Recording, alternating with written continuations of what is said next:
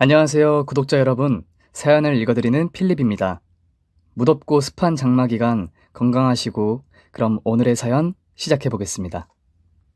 대한민국의 결혼 선배 여러분, 안녕하세요. 결혼한 지 1년 된 새댁 인사드립니다.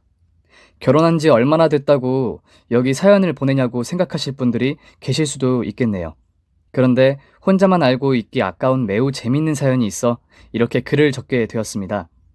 제 이야기는 시어머니 이야기인데요. 어떤 내용인지 궁금하실 테니 바로 글을 써 내려가 보겠습니다. 저는 30의 나이에 지금의 남편을 만나게 되었어요. 운명 같은 사랑은 아니지만 소개팅으로 만나게 되었어요.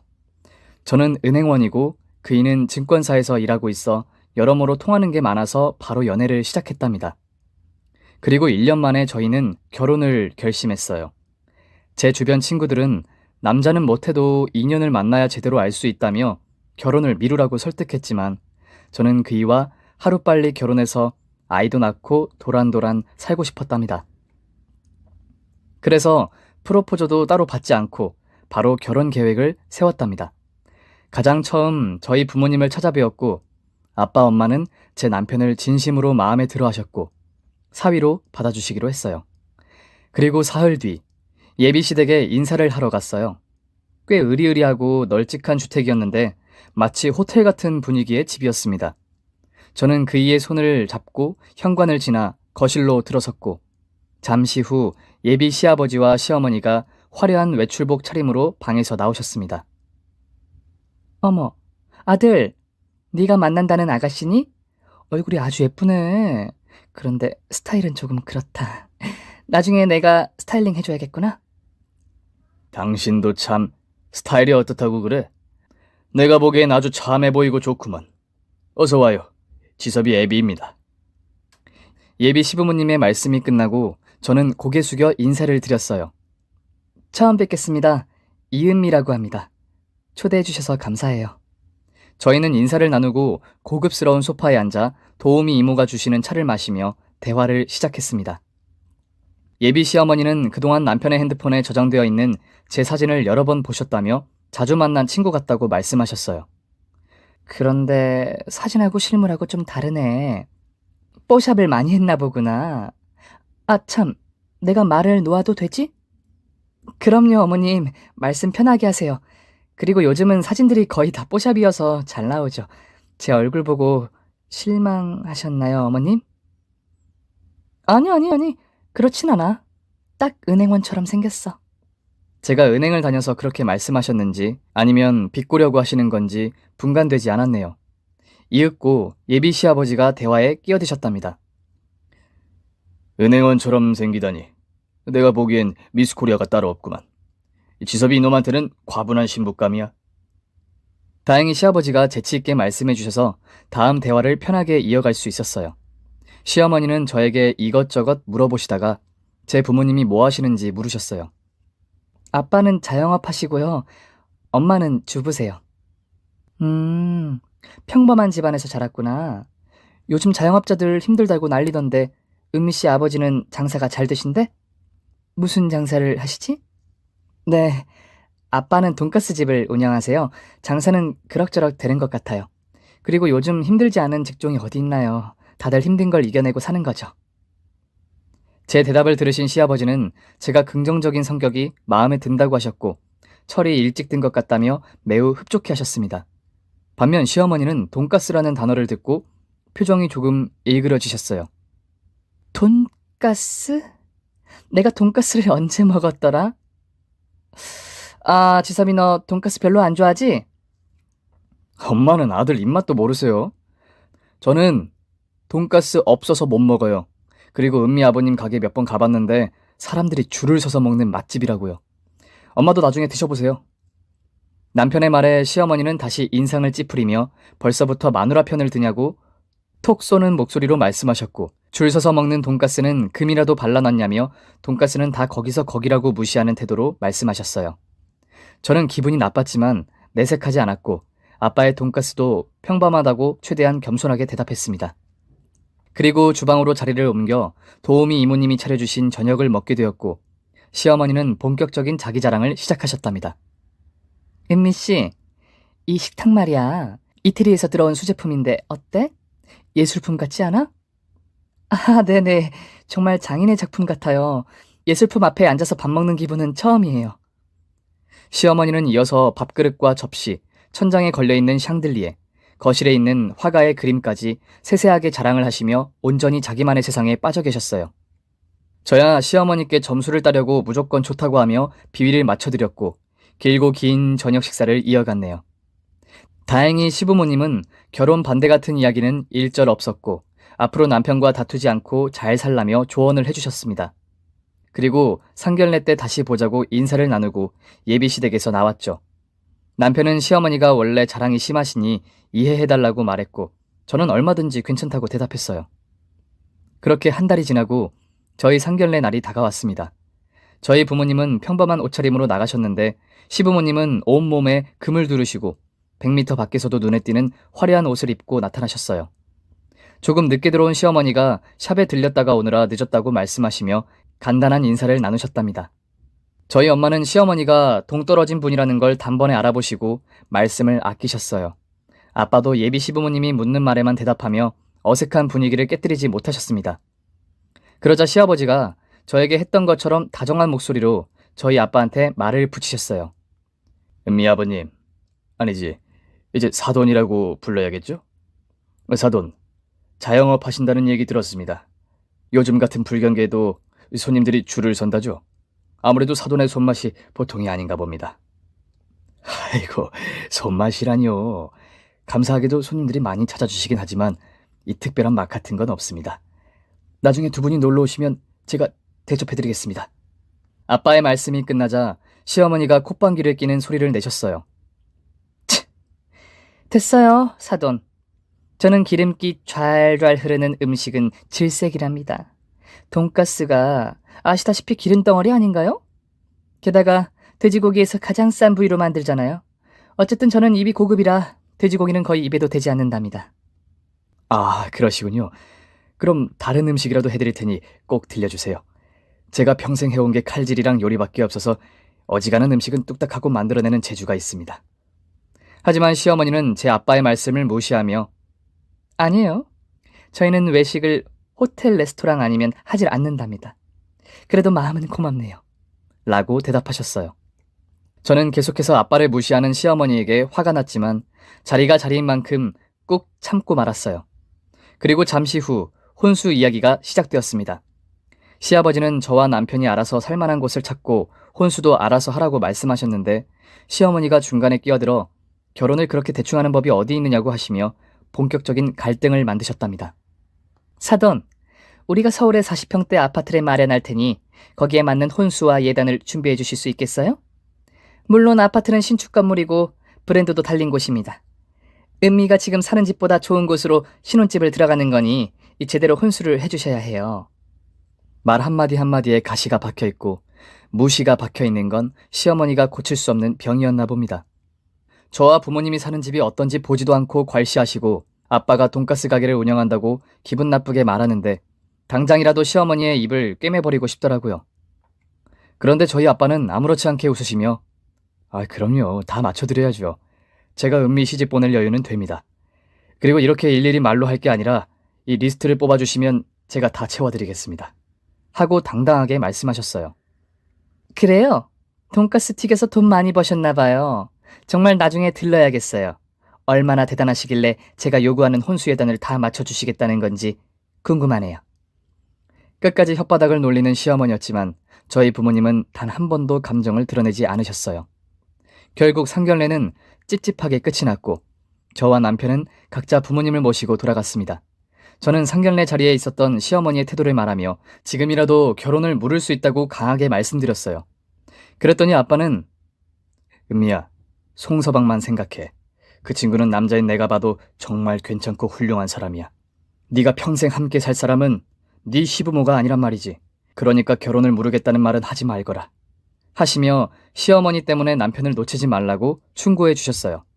그래서 저는 오로지 남편만을 생각하고 결혼을 결심했습니다. 이틀 뒤 시어머니가 문자로 혼수와 예단, 예물 리스트를 보내주셨는데 깜짝 놀랐어요. 혼수는 그렇다 쳐도 예단에 밍크코트와 외제차, 명품백과 구두 등 많은 요구를 하셨답니다. 아무리 40평대 아파트를 해주신다지만 정도가 지나치게 보이더라고요. 헌데 아빠는 시어머니가 해달라는 걸 다 해주시겠다며 아무런 걱정을 하지 말라고 하셨어요. 괜히 예단 가지고 다투다 보면 결혼이 파토나는 건 시간 문제라며 이 순간만 잘 넘어가면 괜찮아질 거라고 또다시 참으라고 하셨답니다. 하지만 저는 누군가에게 화풀이라도 해야겠다 싶어서 남편을 불러 시어머니가 너무하는 거 아니냐고 따지듯 물었어요. 그러자 제 남편은 무조건 미안하다고 사과하며 결혼하면 자기 월급 통장을 저에게 줄 테니 제발 이해해달라고 빌더라고요. 만약 남편이 다른 태도로 나왔으면 어떻게 됐을지 모르겠는데 늘 저에게 그래왔듯이 사과하고 달래주어서 결혼식을 무사히 올리게 되었네요. 그렇게 신혼생활이 시작된 저와 남편은 주말에 한 번씩 양가 부모님을 찾아뵈었어요. 제 친정으로 가서 머물면 항상 좋은 분위기에 웃음이 끊이지 않고 기분 좋게 돌아오는데 시댁만 가면 제가 기분이 상한 채 집으로 돌아왔어요. 원인은 당연히 시어머니였죠. 말끝마다 좋은 신혼집을 얻어줬으니 시부모님께 잘해라, 용돈도 꼬박꼬박 달라, 네 친정과는 다른 집안이니 교양과 지식을 쌓아라 등등 생각 없이 말씀하시는 게 점점 불쾌해지더라고요. 정작 교양 없고 무식한 행동을 하는 건 시어머니 장본인인데 그걸 모르고 있더라고요. 그럴 때마다 전 죄 없는 남편을 쥐잡듯 잡았어요. 어머님 도대체 왜 그래? 우리 집하고 시댁하고 뭐가 그렇게 다르다고 무시하는 거야? 돈가스 가게를 하면 사람을 무시해도 되는 거야? 당신 입이 있으면 말을 해봐. 미안해 자기야. 그런데 우리 엄마가 하는 말 그냥 한 귀로 다 흘려버려. 그게 안 되면 자기도 맞받아쳐. 이 인간이 나더러 시어머니한테 대들란 소리야? 당신이 나서서 말 조심하라고 일러주면 안 돼? 하지만 제 남편은 누구에게도 싫은 소리를 못하는 선비 같은 사람이었어요. 그 이에게 기대한 제가 바보였죠. 그렇게 2주가 흐르고 시댁에서 식사하러 오라는 연락이 왔어요. 저는 가기 싫었지만 자식된 도리를 하지 않으면 안 된다는 친정아빠의 말씀을 생각해 감정과 자존심을 내려놓고 남편과 시댁으로 찾아갔답니다. 식사를 마치기까지 시어머니의 언행은 그나마 참을만 했어요. 물론 생각 없이 말씀하시는 건 그대로였는데 제가 단련이 되었는지 크게 기분 나쁘지 않더라고요. 어쨌든 식사를 마치고 거실로 자리를 옮겼습니다. 엠미야, 우리 집 뭐 달라진 거 없니? 저는 시어머니가 또 뭔가 자랑을 하시려고 하는 것 같아 주위를 둘러보았어요. 하지만 제 눈에 바뀐 건 없는 것 같아 잘 모르겠다고 대답했습니다. 넌 내가 뭐라고 했니? 우리 집안에 며느리로 들어왔으면 예술적 지식을 쌓아야 된다고 말했지. 어떻게 새로 구입한 그림을 못 알아볼 수가 있니? 아, 그러네요. 제가 눈썰미가 없어서 못 알아봤네요. 그림 참 예쁘네요. 그러자 시어머니는 뭐? 그게 다야? 저 훌륭한 그림을 보고 예쁘다고 표현하는 게 전부니? 어쩜 그렇게 무식하니? 하긴 돈가스나 파는 집구석에서 네가 뭘 배우고 컸겠어. 라고 제 부모님 욕을 하시는 겁니다. 저는 거기서 참으면 안 되겠다 싶어서 말문을 열었습니다. 저기 어머님, 말씀이 너무 심하신 것 같아요. 돈가스 파는 게 뭐가 어때서요? 저희 집안이 어머님 눈에 그렇게 하찮게 보이시나요? 제 부모님에 대해 막말하신 거 당장 사과해 주세요. 뭐? 얘 좀 봐. 눈 똑바로 뜨고 시어머니한테 대드는 거니? 정말 천박하고 무식이 줄줄 흐르네. 너 무슨 자격지심 있니? 돈가스 파는 집안이라고 몇 마디 했더니 그걸 가지고 눈에 불을 켜고 덤벼드는 거야? 저는 태어나서 천박과 무식이라는 단어를 시어머니에게 들은 게 처음이었습니다. 화가 나지 않는 게 이상했죠. 그리고 지금은 참으면 안 되겠다는 판단이 들었어요. 누구라도 부모님 욕을 듣고 가만히 있으면 그게 자식된 도리가 아니잖아요. 여하튼 저는 숨을 크게 들이쉬고 화를 터뜨리려고 하는데 이를 눈치챈 선비 같은 남편이 저와 시어머니 사이를 두 팔로 가리고 말리며 엄마, 은미한테 말을 너무 막 하시는 것 같아요. 제가 처가에 가서 그런 말 들으시면 좋으시겠어요? 그러니까 사과해 주세요. 라고 저 대신 나서더라고요. 그러자 시어머니는 더 말도 안 되는 소리를 하셨습니다. 어머머머, 이젠 너까지 엄마한테 대드는 거니? 집안의 여자가 잘 들어와야 된다는 말이 딱 맞는 순간이구나. 세상에 착한 내 아들이 엄마한테 성질을 다 내고 말이야. 지섭이가 이런 애가 아닌데 너하고 결혼하더니 변했다. 너 도대체 내 아들한테 무슨 짓을 한 거야? 모자지간을 끊으라고 세뇌라도 시킨 거야? 역시나 시어머니는 당신의 잘못을 인정하지 않으셨고 모든 탓을 저에게 돌렸어요. 저는 시어머니와 말을 더 섞었다간 폭발할 것 같아 아무 말도 하지 않고 시댁에서 뛰쳐나오게 되었고 남편이 제 뒤를 따라 나왔습니다. 그이는 바람 좀 쐬고 흥분을 가라앉히라고 했지만 제 감정은 쉽게 사그라지지 않았어요. 저는 너무 속상하고 억울해서 온몸이 사시나무처럼 떨렸답니다. 제 숨소리가 거칠어지자 남편은 저를 안아주었고 등을 토닥이며 미안하다고 속삭였어요. 결국 저는 눈물이 터져버렸고 속상한 감정을 눈물로 그이의 어깨 위에 쏟아내버렸습니다. 그 일이 있고 며칠 뒤 은행에서 업무를 마치고 퇴근하려고 나서는 길에 보기만 해도 행복한 얼굴이 제 앞에 보였어요. 그 얼굴은 친정 아빠였습니다. 아빠는 한 손에 돈가스를 포장한 봉투를 들고 계셨어요. 아빠, 연락도 없이 웬일이야? 이번 주말에 간다고 했잖아. 에이, 주말에도 보고 오늘도 보면 좋잖아. 이 근처에 배달이 있어서 은미 너희 부부 저녁으로 먹으라고 돈가스 좀 튀겨왔지. 저는 곧장 아빠의 팔짱을 끼고 배달 오토바이 있는 곳을 향해 걸으며 잠시 대화를 나누었습니다. 친정아빠는 저에게 신혼생활이 어떠냐고 물으셨고 저는 남편과는 아무런 문제 없이 잘 지내고 있다고 했어요. 그러자 아빠는 그럼 다른 문제라도 있는 거냐며 표정이 왜 이리 어둡냐고 하셨습니다.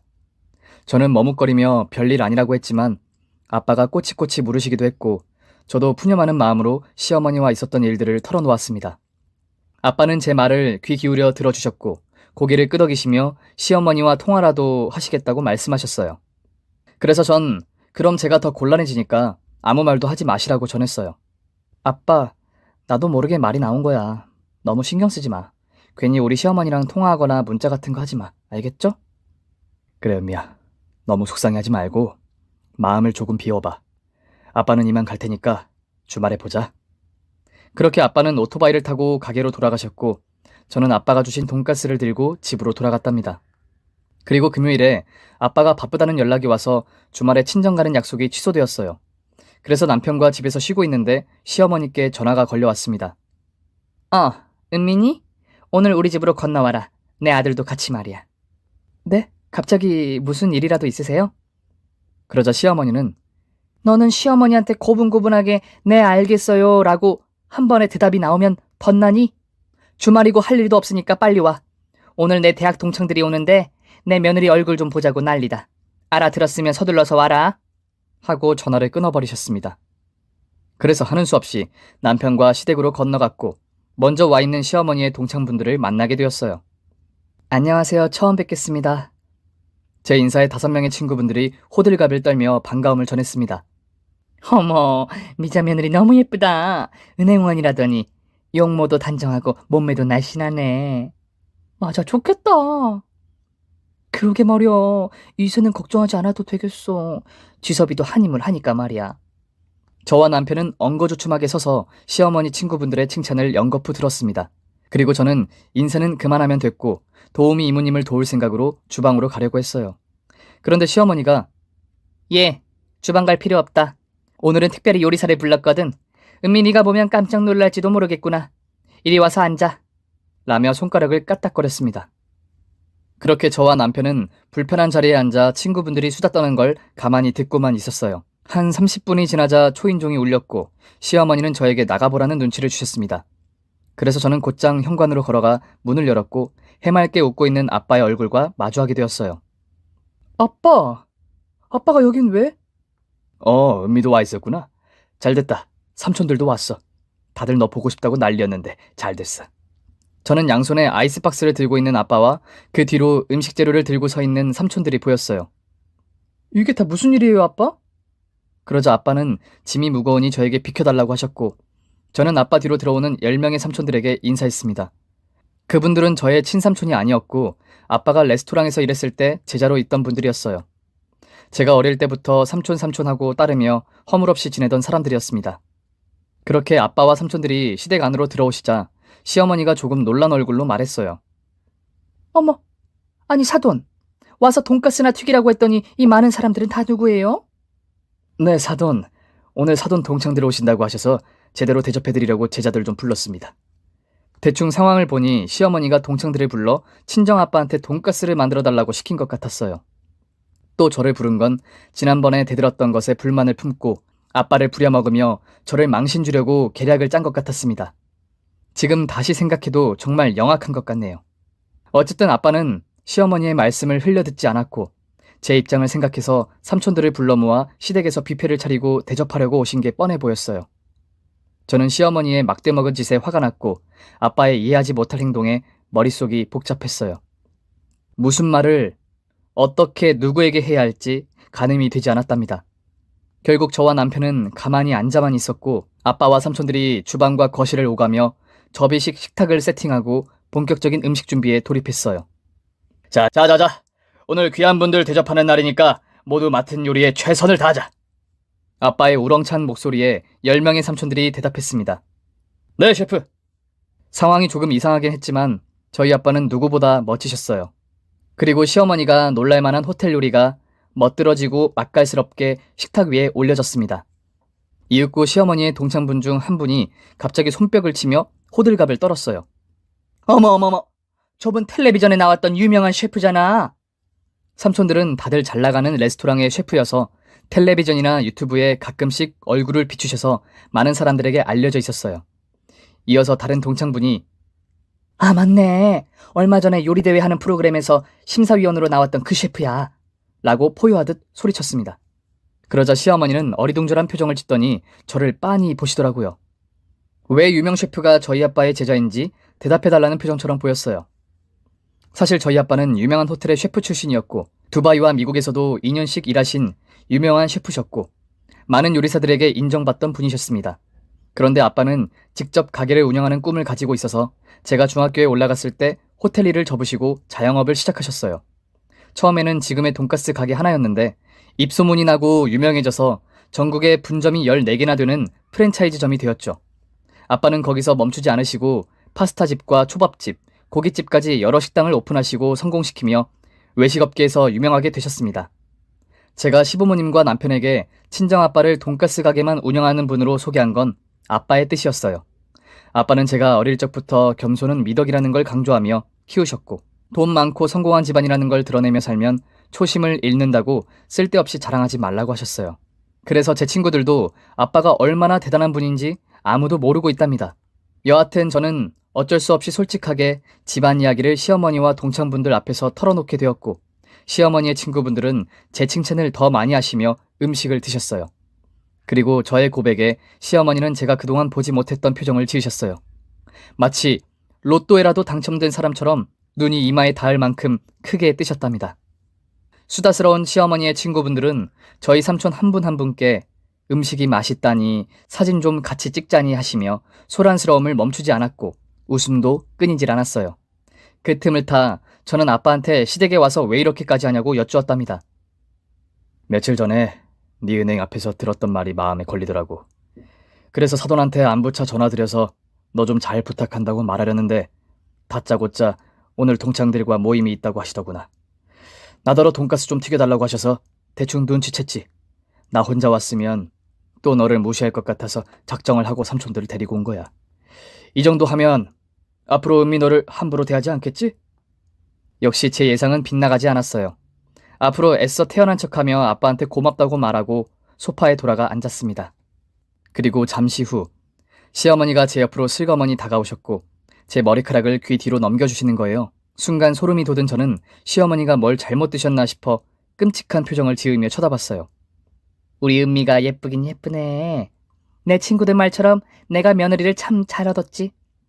그런데 왜 아버지가 유명한 분인 걸 숨겼어?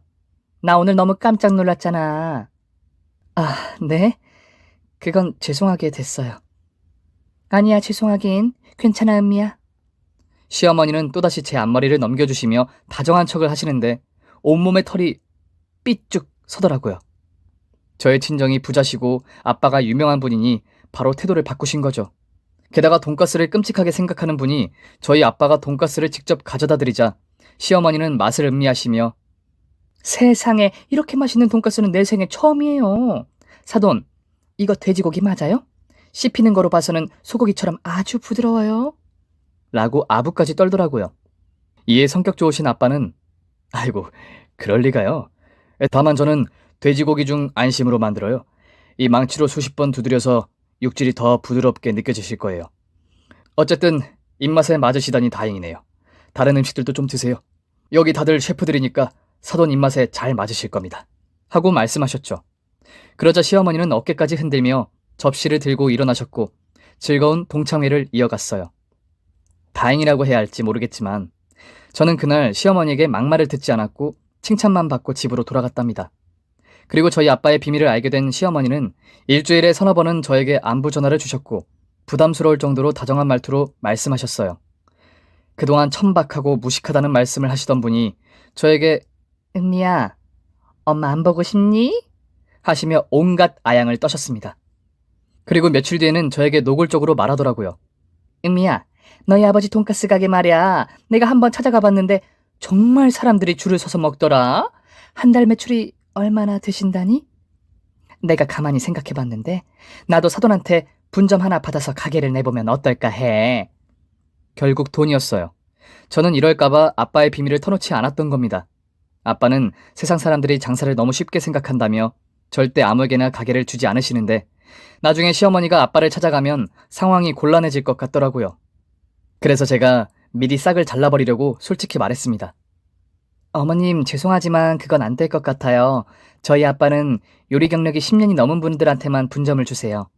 그런데 어머님은 평생 살림만 하시고 사셨잖아요. 죄송해요, 어머님. 얘 은미야, 내 요리 경력을 따지면 40년은 된다? 내가 처음부터 도우미를 달고 살았겠니? 나도 요리를 할 줄 아는 여자야. 그리고 내가 직접 돈가스를 튀기겠니? 직원 부릴 거니까 걱정 안 해도 돼.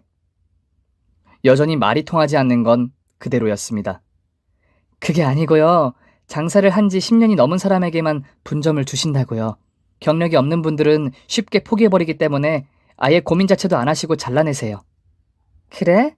그럼 내가 직접 사돈을 만나봐야겠구나. 어쩌면 우린 좋은 사업 파트너가 될지도 모르겠어.